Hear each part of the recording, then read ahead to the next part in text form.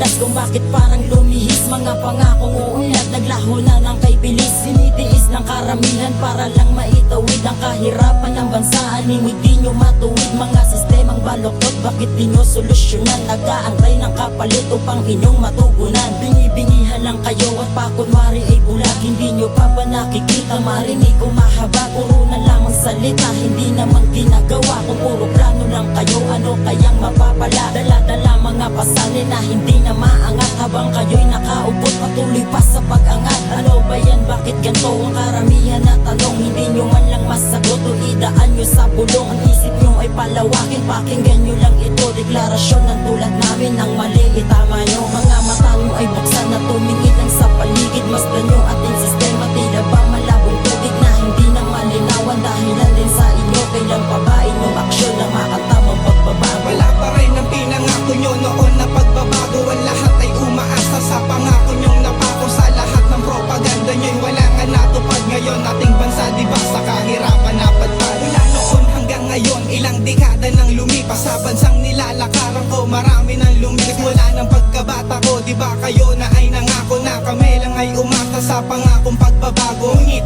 lahat naglaho ng sayaman ay maakit. Kaya ang karamihan sa patalim na lang pumapi. Sapagkat ating bansa hanggang ngayon ay hikahos. Kailan ba magtatapos ang pamumuhay na kapos? Aking panibog ho tumulak para aking mabuo. Pagkat bulo na tinatahak ko, paligid ang gulo. Bakit hindi nyo nga subukan na kami ay tanungin para inyong mapuna ang aming mga hinanain? Sa ganun ay malinaw ang mga bulag na mata nyo para mapagtanto ninyo na may umaasa sa inyo. Kami yun, walang iba, mamamayang maralitasan na pinangakong pagulad ay amin ng matamasa. Mga mata nyo ay buksan na tumingin lang sa paligid. Masdan nyo ating sistema, tila ba malabong tubig na hindi na malinawan. Dahilan din sa inyo, kailan pa ba inyong aksyon na makatamang pagbabago? Wala pa rin ang pinangako nyo noon na pagbabago. Ang lahat ay umaasa sa pangako nyong napako. Sa lahat ng propaganda nyo'y wala nga natupad. Ngayon ating bansa diba sa kahirapan napadpad.